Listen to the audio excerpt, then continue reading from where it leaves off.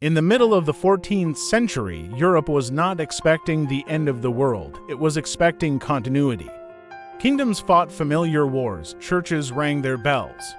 Farmers planted crops knowing that seasons, like God, were dependable. Life was hard, but it was understood. Suffering had rules, death had a rhythm. Then, without warning, that rhythm broke. Between 1347 and 1351, a catastrophe swept across Europe that no army could stop, no prayer could halt, and no authority could explain.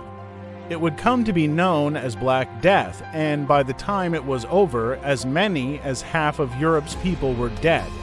Not defeated, not conquered, simply gone. The plague did not announce itself as a monster. It arrived quietly, hidden in the holds of merchant ships sailing from the east. In October 1347, vessels docked in the port of Messina in Sicily carrying silk, spices, and death. Sailors stumbled ashore already sick, their bodies covered in strange swellings. Some collapsed where they stood, others died screaming in pain. Within days, the city was infected. Within months, the continent was doomed. No one knew what the disease was. People saw the symptoms first. A fever that burned the body from within, headaches that split the skull, vomiting, delirium, then the most terrifying sign of all, swollen lumps in the groin, neck, and armpits, blackened and painful. These buboes gave the disease one of its names, bubonic plague. When the swellings burst, death usually followed within days. Sometimes within hours, in some towns, people went to bed healthy and never woke up. The disease moved faster than any army. It followed trade routes, rivers, and roads.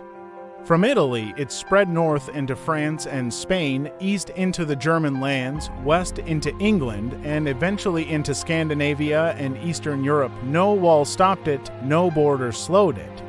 Entire cities became silent in weeks, the streets filled with corpses. Gravediggers could not keep up. Coffins ran out. Mass graves were dug hastily, bodies thrown in without ceremony. In some places, the dead were left where they fell because there were not enough living to move them. The smell of decay hung in the air. Dogs and rats roamed freely. Fires burned day and night to mask the stench. Families collapsed from the inside. Parents watched children die, then died themselves. Children wandered streets alone, orphaned overnight. Marriages ended in hours. Infected houses were sealed shut, trapping the sick inside with the dying. Some begged to be let out. Others begged to be killed quickly. Doctors were helpless. Medical knowledge in medieval Europe was built on ancient texts, astrology, and the balance of bodily humors. None of it worked. Bloodletting weakened patients. Herbal remedies failed. Physicians fled cities in fear.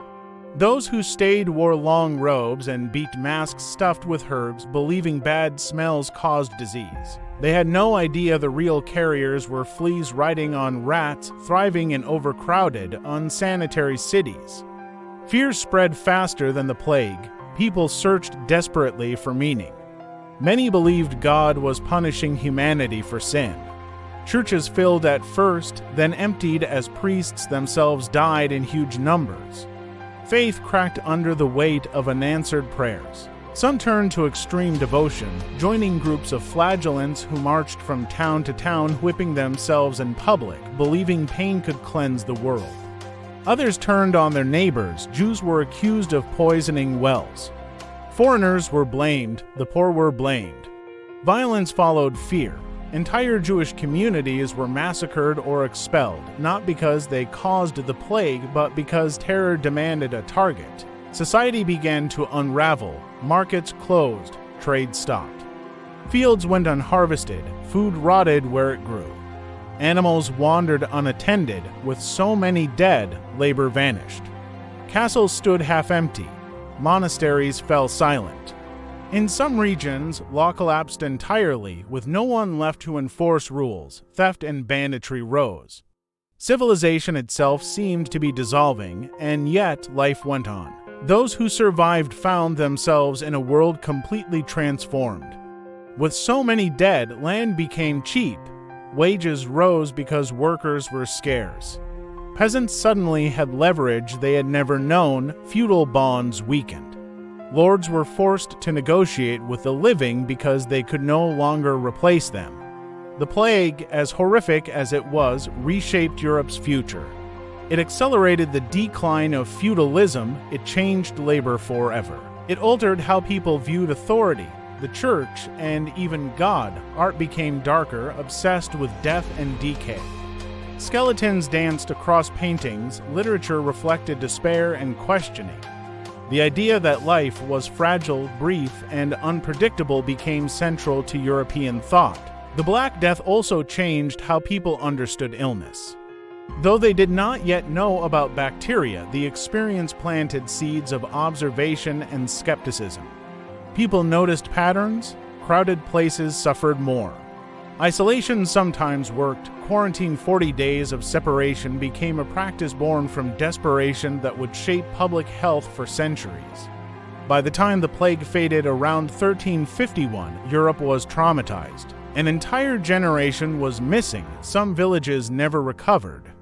Fields returned to forest, roads vanished. The survivors carried scars not just on their bodies, but in their minds. They had seen the world fall apart. They had learned that stability was an illusion. What makes the Black Death so haunting is not only its scale, but its familiarity. A disease crossing borders, authorities struggling to respond. Misinformation spreading alongside fear. Isolation, economic collapse. Faith shaken, communities divided. Even centuries later, the echoes feel uncomfortably close. The people of the 14th century did not have microscopes, vaccines, or modern medicine. But they had hope, routine, and confidence in tomorrow. The plague shattered all three. When it finally loosened its grip, Europe emerged changed forever. Not stronger in the moment, but altered at its core. The Black Death did not just kill people. It killed assumptions. It ended an era and forced the world to begin again, painfully and unevenly. And that is why, hundreds of years later, the Black Death still matters. It is a reminder that civilization is fragile, that nature does not negotiate, that progress can vanish in a season, and that after unimaginable loss, humanity somehow continues scarred, humbled, and changed, but still alive. The streets eventually emptied of corpses. The bells rang again, children were born, fields were replanted. But Europe never forgot the years when death walked openly among the living, and the world learned just how thin the line between order and collapse truly is.